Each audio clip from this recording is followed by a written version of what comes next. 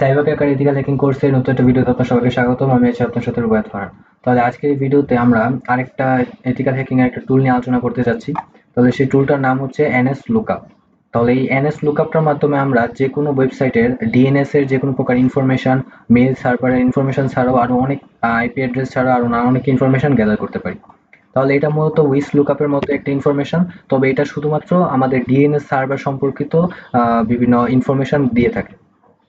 এটা আপনারা মানে কালি লিনাক্সের মাধ্যমে ইউজ করতে পারেন, আবার ওয়েবসাইটের মাধ্যমে ইউজ করতে পারেন। আমি দুটোই আপনাদের দেখিয়ে দিব।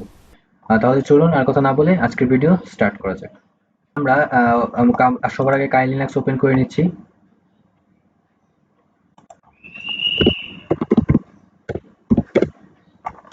তারপর কালি লিনাক্স ওপেন করার পর আমরা সবার আগে দেখাচ্ছি যে কিভাবে আপনারা কালি লিনাক্স এটা ইউজ করতে পারেন।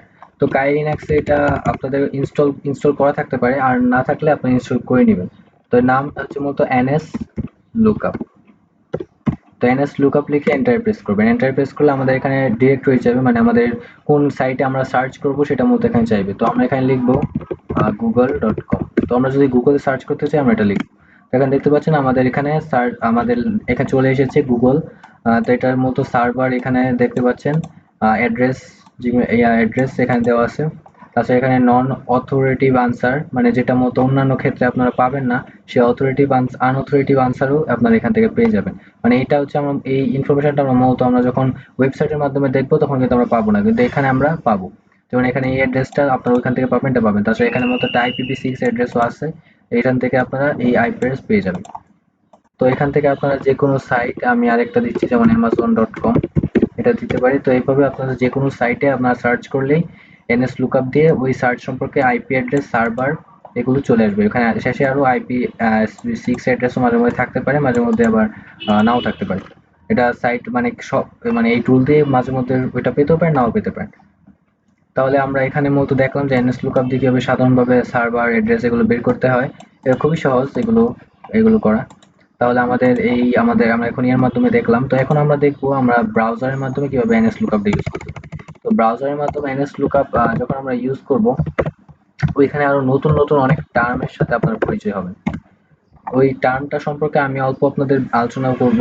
আহ, এরপর যদি কোনো টপিক না বুঝেন তাহলে আপনারা সার্চ করে দেখে নিতে পারেন। তো এখানে আমাদের স্টার্ট হয়ে গেছে। তাহলে আমি এটা এখন ফুল স্ক্রিন দিয়ে দিচ্ছি। Full screen. তাহলে এখন আমরা এখানে লিখে সার্চ করব NS Lookup। তাহলে NS Lookup সার্চ করে আমরা দেখতে পাচ্ছেন DNS Lookup, NS Lookup এর ওয়েবসাইট চলে এসেছে। তো এর মাধ্যমে মূলত DNS মূলত সার্চ করা হয়, এই কারণে মূলত আমাদের এখানে NS Lookup বলা হয় এটাকে। তো DNS যারা জানেন না তারা DNS সম্পর্কে ভিডিও আছে, সেটা দেখে নিতে পারেন। তাহলে এখন আমরা DNS এটা প্রবেশ করলাম এই ওয়েবসাইটে। তাহলে এই ওয়েবসাইটে আমাদের প্রথম এখানে মূলত আমাদের ডোমেইন নেম প্রবেশ করতে হবে। তো আমি এখন আবার দিচ্ছি google.com। তো এখন আমরা এখান থেকে এটা সিলেক্ট করে নিলাম। তো সিলেক্ট করলে আমরা দেখতে পাচ্ছি আমাদের এখানে DNS রেকর্ড চলে এসেছে। গুগল সম্পর্কিত যত প্রকার DNS রেকর্ড থাকতে পারে সকল রেকর্ড এখানে চলে এসেছে। এখানে মতো যেটা আছে এটা মতো ক্লাউডফ্লেয়ার আছে, তাছাড়া এখানে গুগল DNS এগুলো আছে। তো এগুলো হচ্ছে প্রত্যেকটা কিন্তু কিছু কিছু টাই হচ্ছে মূলত চেঞ্জ হয়। যেমন এখানে দেখতে পাচ্ছেন রি রিভ্যালিডেট ইন এত মিনিট, এটা পরে এটা মূলত চেঞ্জ হয়ে যেতে পারে।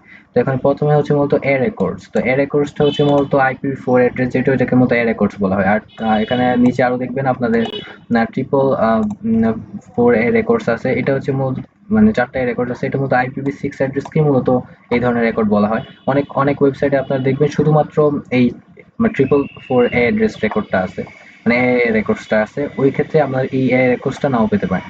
তাছাড়া এখানে সিনেম রেকর্ড।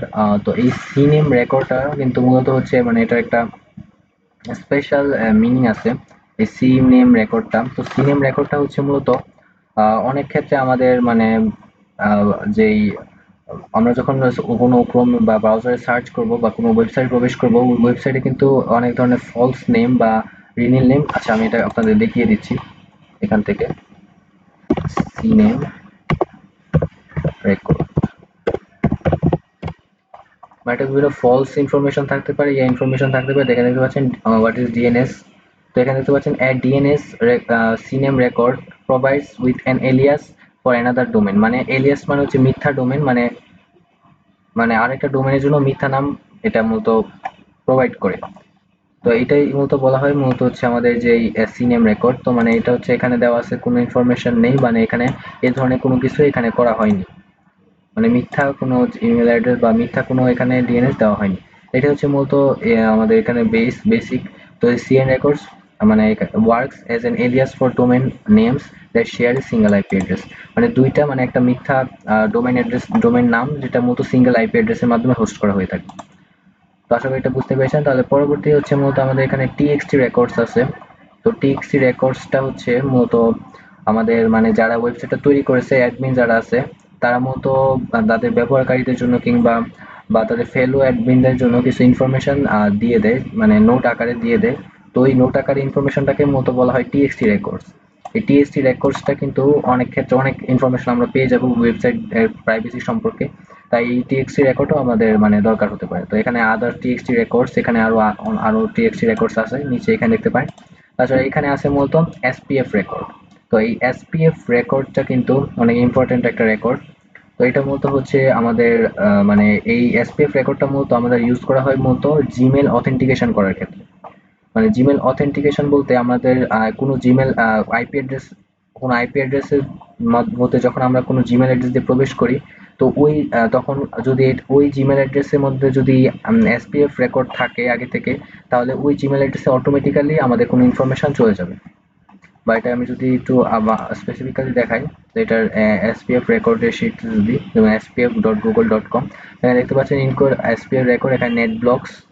তো এখানে পাস ইফ মানে ম্যাচেস দ্য সেন্ডার্স আইপি, মানে সেন্ডার্স আইপি যদি ম্যাচ করে তাহলে মূলত এখানে পাস হবে, বা এখান থেকে যত এসপিপি রেকর্ড আছে এগুলো মূলত এখানে দেখাবে। তো এখানে আরো অনেক কিছু ইনফরমেশন আছে যেগুলো একটু আপনার ঘাটাঘাটি করলেই আপনাদের এখান থেকে এগুলো আরো বুঝতে পারবেন ভালোভাবে।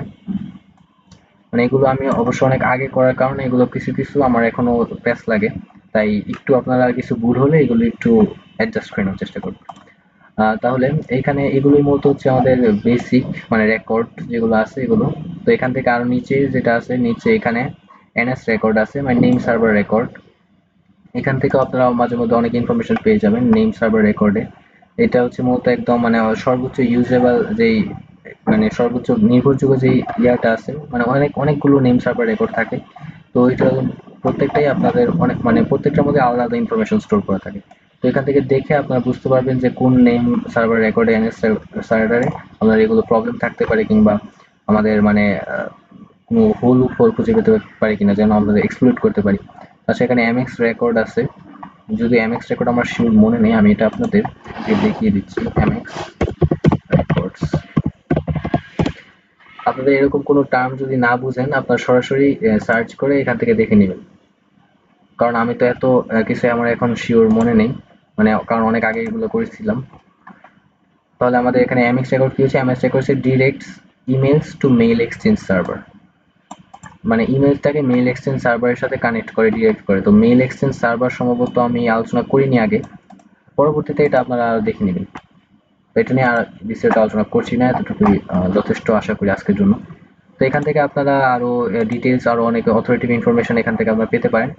এগুলো প্রত্যেকটা আপনার ঘাটাঘাটি করবেন, তাহলে দেখবেন যে একটা ওয়েবসাইট সম্পর্কে কোনো অ্যাটাক যদি করতে চান তাহলে কিন্তু আমাদের এই সকল ধরনের বেসিক তথ্য থেকে সকল ধরনের তথ্য জানা উচিত।